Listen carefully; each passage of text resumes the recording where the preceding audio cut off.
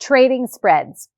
Beyond the outright purchase of a call or put, or the slightly more complex covered call position, is an array of option strategies called spreads. What is a spread?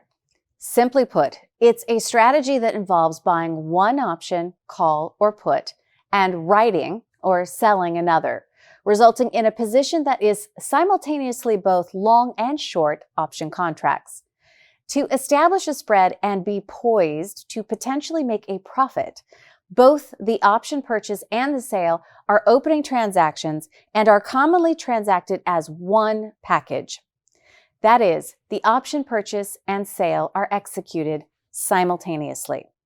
We would like to thank you for taking the time to watch the videos that we have put together for you today. Take a look and subscribe to our YouTube channel, our Instagram, our Facebook page, and reach out if you have additional questions. We would love to hear from you. Check out our website for more information. Go to www.optiontradersnetwork.com. Thanks so much.